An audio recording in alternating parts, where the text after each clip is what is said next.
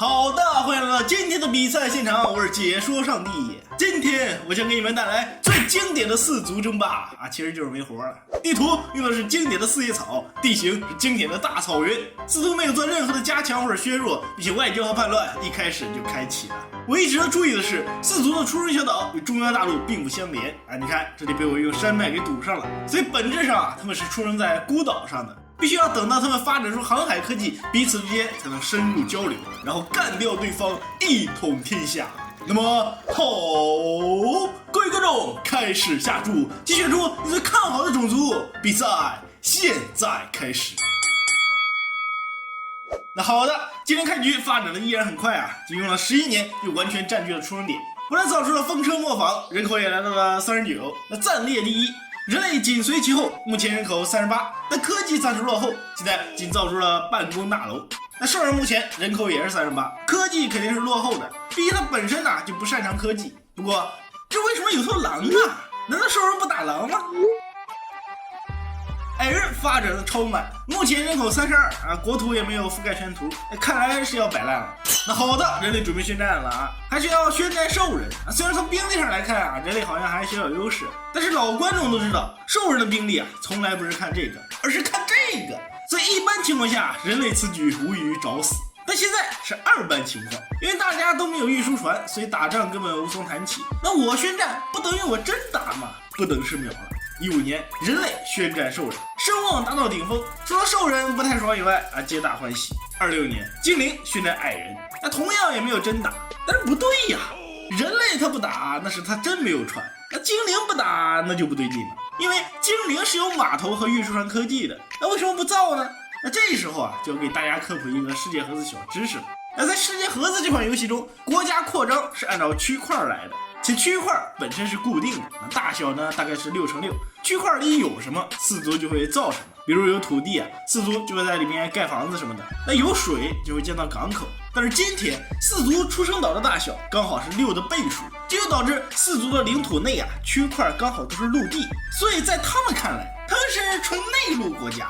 内陆国家要什么船？那解决方法也很简单，只要在岛屿边缘加或者减一块小于6×6的陆地。那这样呢，国家边界就会圈到海洋，然后就会在此地建到港口怎么样？没用的小知识增加了经过我的一番操作人类成功拥有了自己的港口，但是兽人也有了自己的港口精灵速度更快，已经派兵开始进攻矮人了，而矮人呢，连出生岛都还没有占完更别提什么港口运输船了，只能被动挨打47年，精灵绕后登陆矮人帝国，好在矮人及时发现才没有酿成大祸。但矮人王的腿被打瘸了，想到自己差点就要死了，矮人王一阵后怕，赶紧找精灵求和。与此同时，人类派出了自己的运输舰，跟精灵一样绕后偷袭，然后跟精灵一样团灭了。但是兽人竟然也打算跟人类谈和，明明他运输船都快造出来了，那到时候肯定能暴打人类。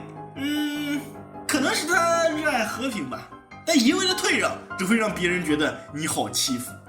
精灵与矮人谈和后，还想跟矮人结盟虽然此时人类和精灵都在中央岛屿建了城，但是单论人口的话，精灵肯定是最强的，矮人根本无法拒绝。52年，精矮联盟成立。与此同时，人类与兽人谈和，然后人类申请加入精矮联盟。55年，人精矮联盟成立。接着就是不愧是经典模式这剧情太经典了。58年，联盟宣战兽人，精灵打头阵登陆兽人首都此时正是奇迹纪元，一朵奇迹之云正好出现在他们头顶，产生的护盾能增加90%的防御，精灵与兽人均被加强。这啥也看不清Later. 7 hours later.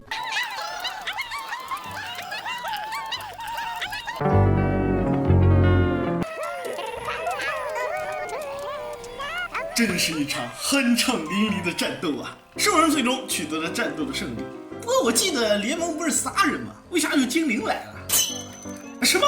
兽人竟然在1打3的同时还推平了一座人类分城，怪不得人类没有去支援精灵而矮人这边他们还没有到达建港口的地方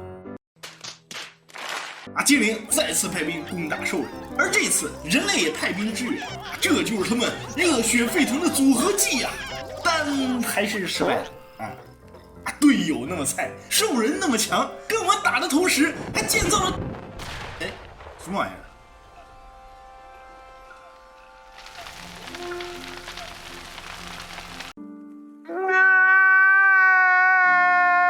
谈和吧，不然还能怎么样呢？70年，联盟与兽人谈和，然后精灵决定解散联盟。放心，等哥强大了，就回来带你们一统天下。72年，联盟解散。此时，精灵与兽人都是3座分城，那唯独人类和矮人都是光棍啊，加起来不够兽人塞牙缝。为今之计，只能抱团取暖。2人决定联合。而与此同时，精灵和兽人也准备掀起一场大战。77年，人矮联盟成立，紧接着78年，精灵与兽人先后宣战人矮联盟。人矮联盟甚至还遭遇了龙卷风，这矮人也太多灾多难了吧？